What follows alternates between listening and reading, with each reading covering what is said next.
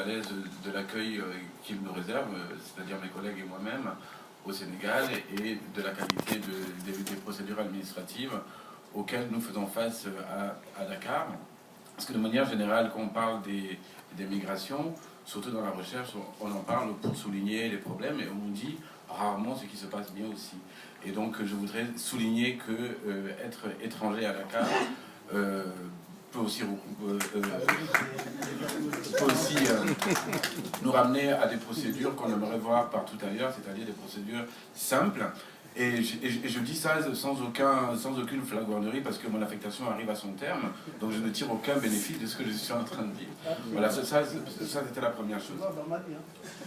Voilà, la deuxième, mon intervention ici voudrait juste donner un peu donc une montée en généralité, un peu de profondeur historique au thème dont on est en train de parler. On est en train de parler de deux thèmes différents d'ailleurs.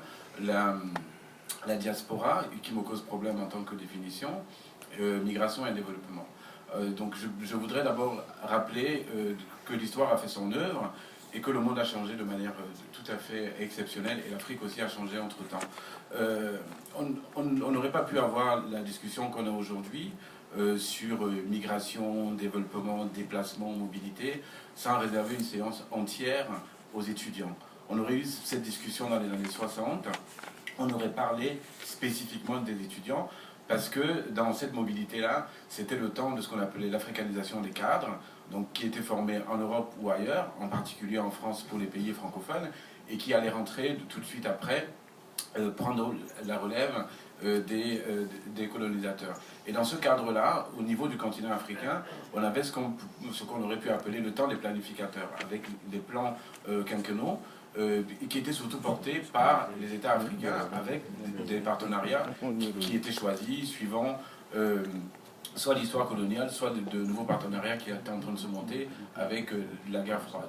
Dans les années 80-90, comme tout le monde s'en souvient, ça a été la période des grands programmes d'ajustement structurel qui ont entraîné la réduction du périmètre des États et la reconfiguration complète des politiques publiques sur le continent africain. Parce que autant dans les années 60-70, chaque pays faisait ses choix en matière d'éducation, en matière d'infrastructure, en matière de développement. Certains pays choisissaient plutôt l'agriculture, d'autres des perspectives plus industrielles avec des succès et des échecs. Dans les années 80-90, le grand principe des institutions de Bretton Woods a été de réduire les investissements publics pour arriver à remédier à ce qui était considéré un peu comme le plus gros poids que les États africains portaient, c'est-à-dire la dette.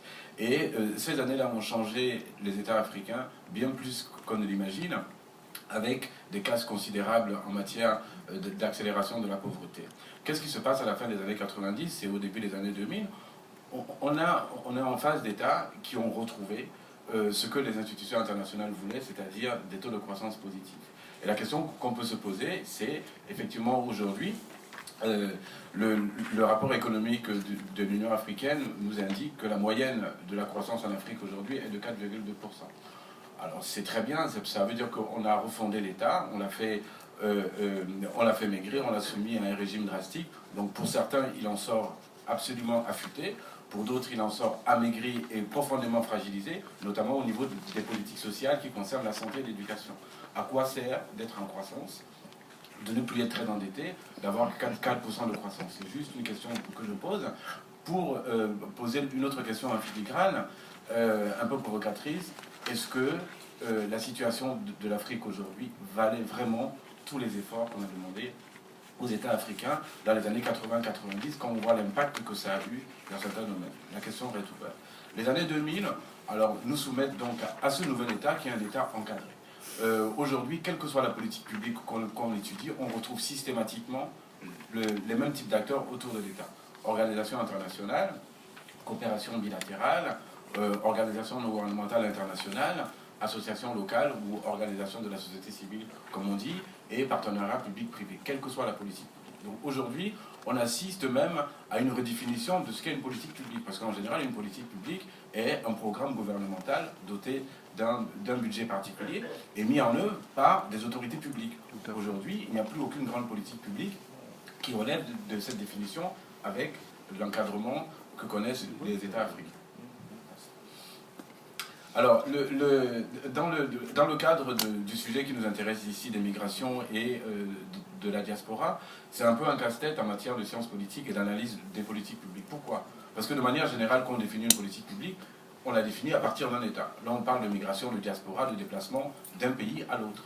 Alors, en gros, comment parler d'une politique publique, par exemple, si on prend le cas du Sénégal, d'une politique publique de migration vis-à-vis de la France ou de l'Europe, quand l'État sénégalais maîtrise relativement peu ce qui va se passer en matière de choix migratoires au niveau européen ou au niveau français. Est-ce qu'on va parler de politique publique? Question ouverte.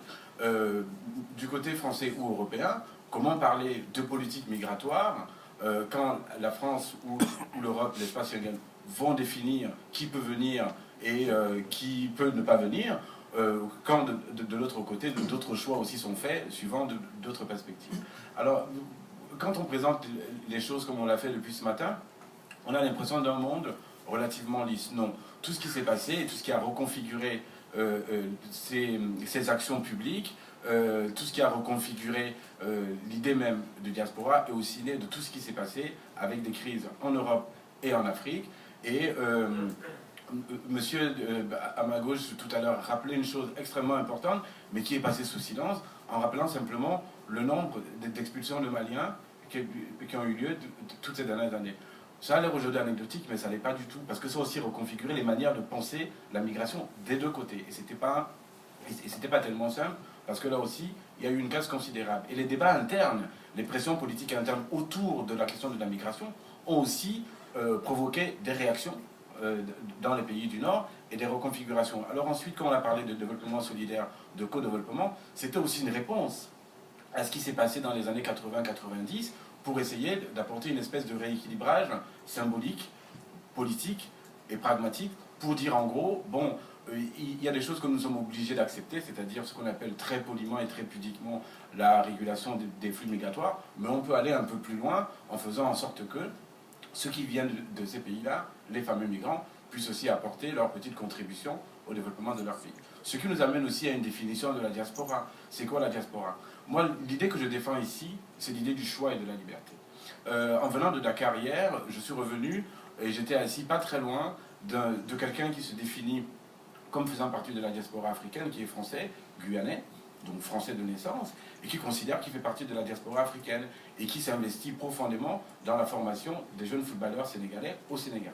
Il s'appelle Bernard Lama, il est guyanais, il a choisi de faire partie de la diaspora africaine et c'est son choix. De la même manière, quand on défend un choix, il faut pouvoir défendre tous les autres choix. Ça veut aussi dire que le fils de Sénégalais qui est parisien, qui décide que son problème c'est d'être parisien et de jouer au football pour le Paris Saint-Germain et pour l'équipe de France, on doit aussi pouvoir défendre ce même choix. Sinon, nous sommes dans des relations un peu déséquilibrées dont on se sort difficilement. Ce qui nous amène, nous, en sciences politiques, dans un cadre théorique qui est extrêmement complexifié. Notre analyse séquentielle classique qu'on connaît depuis les années 50, on sait comment on analyse une politique publique, d'où elle est venue, qui l'a fait émerger, quels sont les acteurs qui ont participé, à quel moment la question sociale est devenue une question politique, à quel moment ça a été mis sur agenda, quel est le budget, quels sont les acteurs impliqués. C'est une vieille méthode en sciences politiques aux États-Unis dans les années 50. Aujourd'hui, on parle d'un thème avec plusieurs pays, des gens qui se déplacent.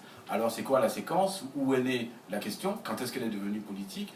Où naissent finalement les décisions? Donc on est dans un contexte qui est extrêmement compliqué, mais qui pour nous est tout à fait passionnant et qui nous a permis aussi de réfléchir en termes comparés.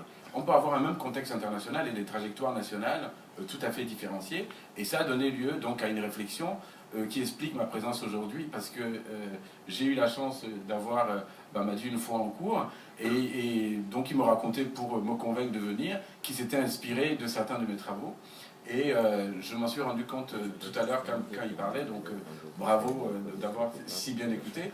Donc il a repris quelques modèles que j'avais dû lui présenter en cours à la Sorbonne, sur la manière avec laquelle, suivant les politiques publiques et les recommandations internationales, les États vont se positionner. Donc on les avait classés en plusieurs groupes, et là en particulier, c'est en parlant de santé que j'avais monté cette première modélisation, avec la participation active, des gens qui sont vraiment proactifs par rapport à des recommandations et par rapport à un contexte international.